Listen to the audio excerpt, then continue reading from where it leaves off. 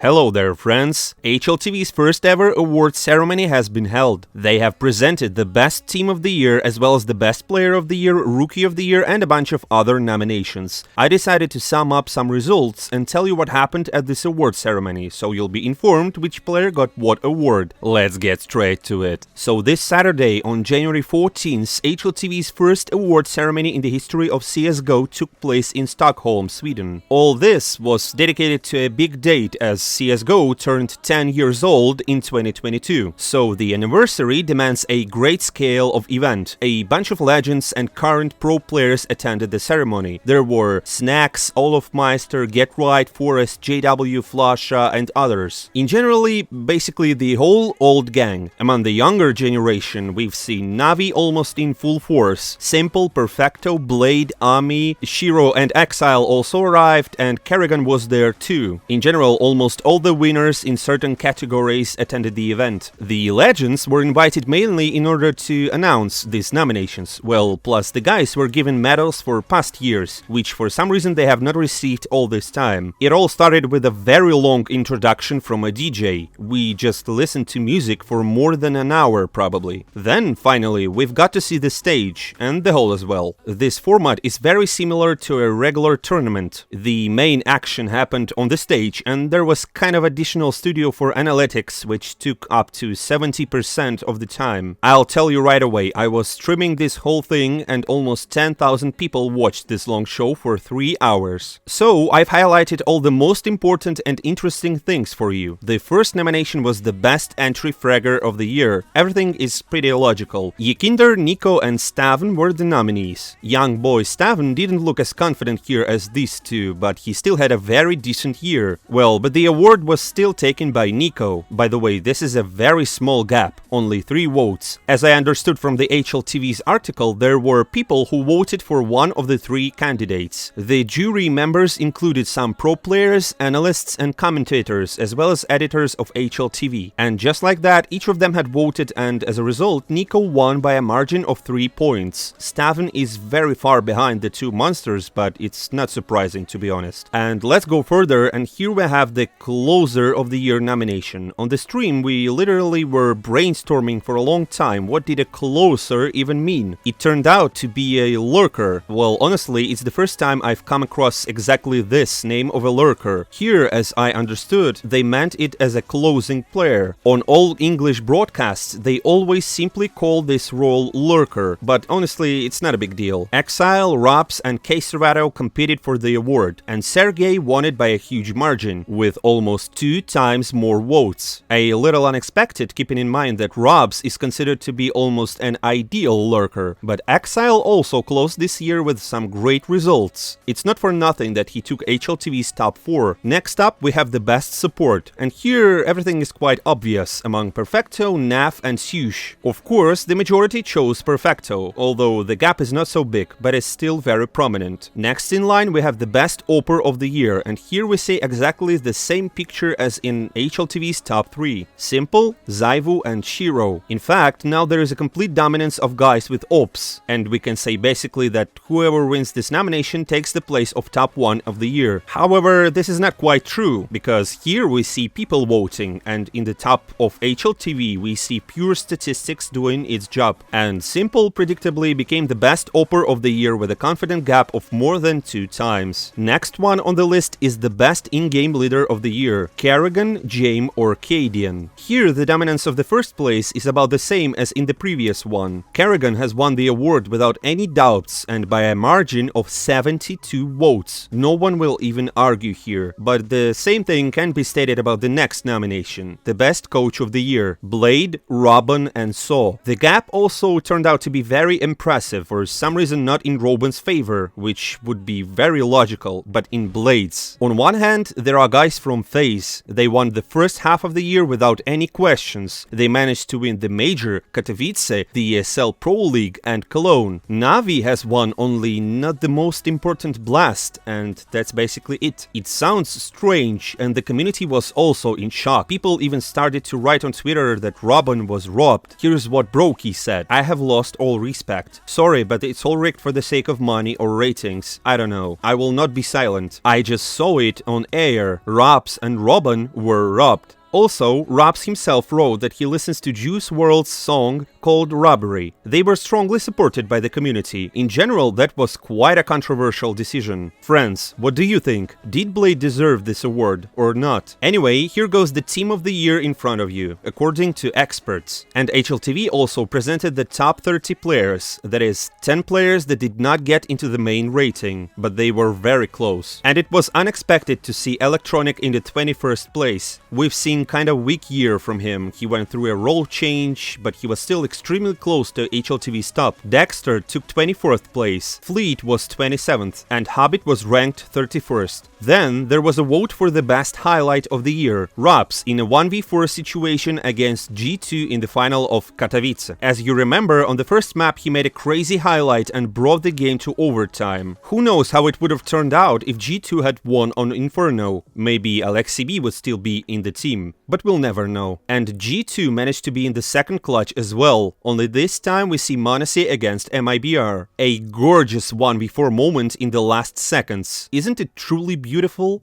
The ball spins around, takes down Woody, and now we saw the Hunt running up close and personal. Oh, what a flick!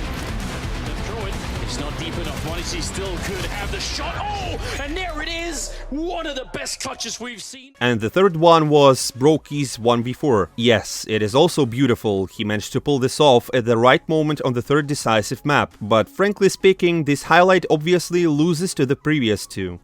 Oh, gotta be careful. He gets one more. Surely not. On the other side, Hltv is ready and waiting. Brokey, he's toying with him. And oh my God, Brokey! And m0NESY's clutch was the best. It seems to me that Rob's moment was much more significant, but m0NESY's is much more spectacular. Ilya was a nominee in the next award also, which was the Rookie of the Year, and he beat Patsy and Wonderful without a chance. I think no one will even argue on this. Congratulations to the youngster. This guy took his place in Hltv's top and then won 2 awards. A fabulous debut on the Tier 1 scene. Then the nomination of the Best Women's Team of the Year. It's quite obvious and logical that Nigma Galaxy has won it. They were undoubtedly the best. But as for the Best Men's Team of the Year, it's much more interesting. FaZe, Na'Vi or G2. With a valid margin in statistics, FaZe wins, of course. Again, the guys won everything in the first half of the year, basically building their own mini-era. They've got 4 players in top 20 at once. It's a great result. Finally, there are 2 nominations left, the Best Women's Player of the Year and the Best Player of the Year. In the first case, Ana won. No, it's not Ana from Dota. I was a little surprised too. Interestingly, Olga took the second place. That means she's the first transgender person who took a place in the top 3. But we are much more concerned about who became the best player of the year. Is it Simple, Zyvu or Shiro? 3 Opers. 3 best players in the world at the moment. It's funny that both Simple and Zyvu can rewrite history and become the top 1 of the world for the 3rd time. This has never been possible before. It's really given a similar vibe as the battle of Messi and Ronaldo. By the way, who do you think is Messi in this duo and who is Ronaldo? But let's not create extra intrigue because it's not a secret to anyone anymore. Simple has won the Best Player of the Year 2022. It turns out that he indeed rewrote the history again. And here's his reaction. Бля, опять лучший. Что дальше делать?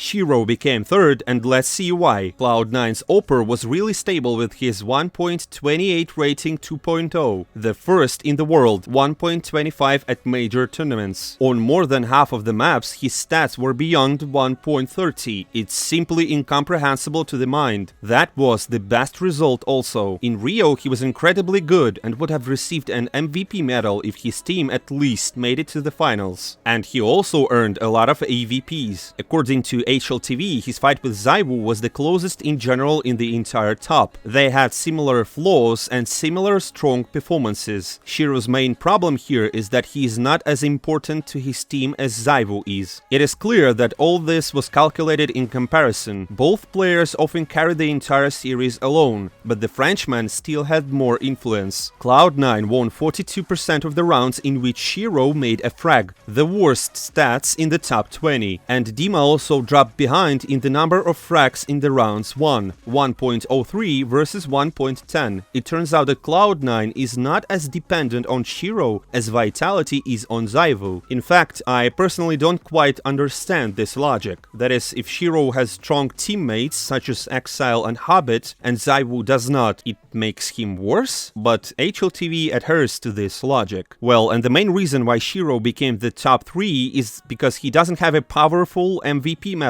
like ZywOo's for the ESL Pro League. Plus, Shiro dies way less often, which, as you know, has a very strong effect on statistics. It turns out that because of his survivability, his rating is higher than ZywOo's, although the Frenchman does more frags. Plus, Shiro definitely wasn't at his best in the first major, which eventually put him in the 3rd place. Now, let's see what they had to say about ZywOo. The Frenchman made a very impressive breakthrough in the second half of the season. Starting with IEM Dallas, he became the 2nd strongest player on the planet, and his MVP in the 2nd ESL Pro League was the most impressive for the whole 2022. He finished a pretty long tournament with a rating of 1.42. ZywOo also showed other phenomenal numbers during the year, the impact of 1.30, 1.20 for T-side, and 1.24 at elite events. ZywOo was obviously the life force for Vitality. At all tournaments he was the best in his team except for 2 minor championships. Vitality won only 36% of the rounds in which ZywOo did not make a single frag. This is the 3rd place in the world and much better than Shiro and his 42%. So why didn't he bypass Simple? Well, because he couldn't win more personal awards and generally looked weaker at elite championships. He has only 1 weak EVP in Cologne and very few maps played in the playoffs, especially if we don't take the ESL Pro League into consideration. At major events, he had only 1.17 of the 2.0 rating, and often ZywOo was not himself in the decisive playoff matches, which is why he usually did not get that far, and because of this, Simple's 1st place was simply unreachable. Sasha not only went further in tournaments, but also showed much better numbers. To be honest, it seems to me that Shiro actually deserved to become the top 2. Hltv do take into consideration personal awards, and ZywOo has only 1 MVP and 3 EVPs, while Shiro has 1 MVP, yeah, that's a bit weaker, but he has 6 EVPs, one of which was achieved during the major. Plus, Shiro is the 1st in the world in the play for T-side, and as we remember from the article by K. Serrato, this was also a key indicator for them in such a special CT-sided meta. He is the 1st in elite tournaments, 1.22 against 1.17. The gap is a whole 0.05, the best in the world by cast, which means that Shiro is in theory the most stable player on the pro scene. For me, this already puts Dima on the top 2, but for some reason Hltv state that the game for the T side is important, but in some cases it has less value. At some moments EVP plays a huge role, and later they don't. So it turns out that everything depends only on what indicator this time the editor of Hltv decides to make the most valuable. Case closed. Be sure to write in the comments below your thoughts. And finally, about Simple. Sasha became the 1st player in history to earn 3 top 1 awards of the year. He took EVP at almost every tournament he participated in, except for the 2. He also has 2 big MVPs on his account. His worst event was the Last Blast with a rating of 1.10, which is much stronger than the worst performances of ZywOo and Shiro. As always, Simple impresses us with phenomenal numbers. He is the best in multi-kills with a chance of 21 and 6. He is the best in frags per round with 0.83 and the 2nd in elite tournaments, although his rating is only 100th lower, despite the fact that Shiro has 2 times fewer maps played. He is also the best in kills leading to victories and in multi-kills leading to victories. He managed to set his main numbers at the beginning of the year when he collected 5 very strong EVPs and MVPs. His average rating was 1.31 and 1.42 in the Blast playoffs. their only trophy of the year. Truly, Simple was not as majestic as in previous years. Even his second places years earlier were stronger than this first one. Because, for example, earlier he could not afford to have 0.89 or 1.09 in the finals of big tournaments such as Major or Cologne. However, the decline of other players and the overwhelming influence on the team have led him to another well-deserved top 1 of the year. Well, friends, here are the results of the ceremony. Was it fair enough, or you do not agree with most of them? Write in the comments below, let's discuss, and see you soon.